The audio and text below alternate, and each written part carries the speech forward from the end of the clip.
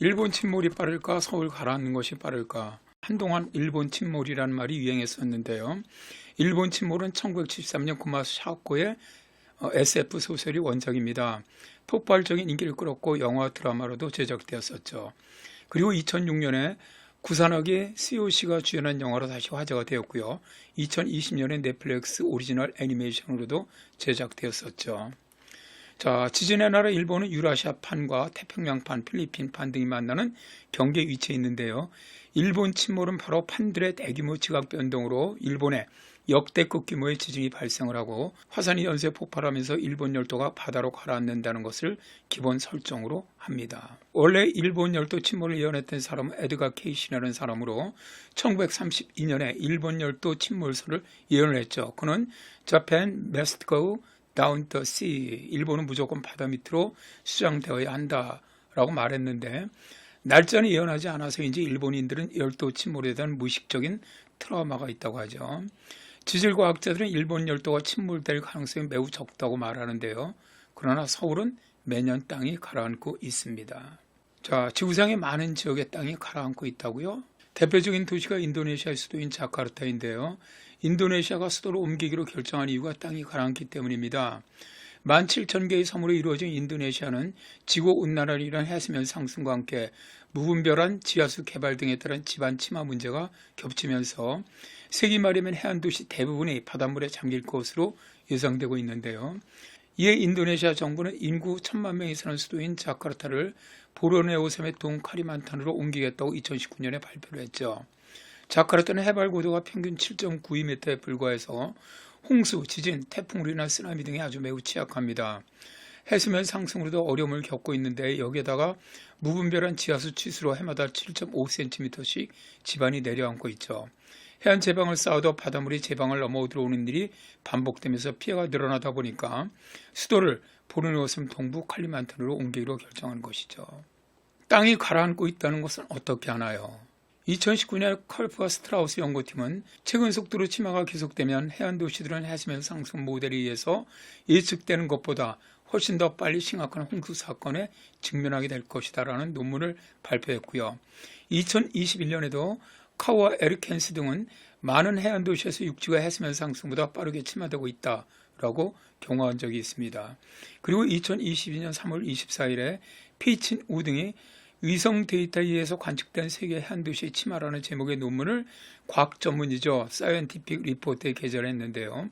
피친 우 등은 위성 데이터를 사용을 해서 2015년부터 2020년까지 전 세계 99개 해안도시의 침하율을 측정을 했습니다.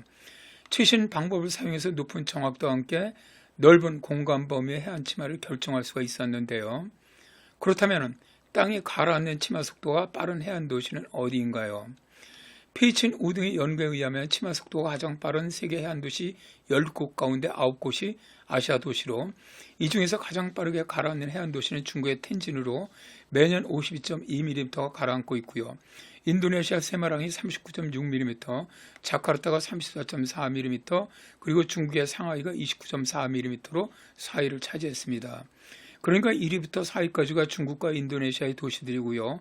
5위와 6위가 베트남의 호치민시와 하노이시, 7위가 방글라데시의 치타공, 8위가 일본의 고베, 그리고 9위가 인도의 카랄라였습니다. 유일하게 비아시아권으로 미국의 휴스턴이 10위에 올라있죠. 우리나라 서울의 경우는 10위인 휴스턴 침하 속도의 3분의 1 정도 되는 연 6.6mm였는데요.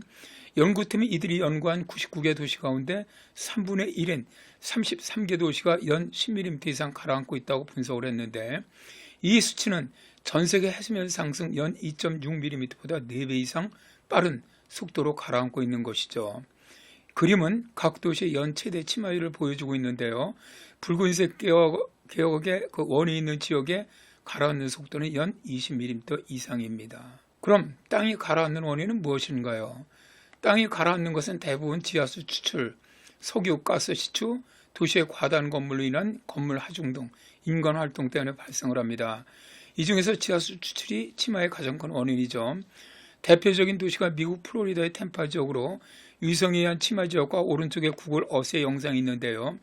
좌측의 침하 지역에서 붉은색인 지역일수록 가라앉는 속도가 빠른 지역입니다. 그리고 오른쪽 영상에서 작은 흰 원이 여럿 보이는데요. 이 원은 지하수를 추출하는 곳으로 템파베이 워터사는 13개 구멍에서 하루에 1억 2천만 갤런을 빼낼 수가 있다고 합니다. 양쪽 그림을 비교해 보시면 지하수 추출 구멍이 많은 지역에 침하 속도가 빠른 것을 알 수가 있지요. 세계에서 가장 빠르게 가라앉는 도시가 중국의 텐진인데요. 도시 외곽지역이 붉은색으로 보이는데요. 이 지역을 확대해서 위성 사진으로 보면은 많은 공장이 위치하는 산업지역임을 알 수가 있죠. 이 지역에서도 급속한 침하의 가장 큰 원인은 지하수 추출로 보고 있습니다. 우리나라도 최근에 많이 발생하고 있는 싱크홀도 과다하게 지하수를 빼서 사용하는 경우에 발생을 하는 건데요. 지하에 있는 대수층의 물을 함부로 빼서 쓸수록 땅은 가라앉게 된다는 것 꼭 기억했으면 좋겠네요.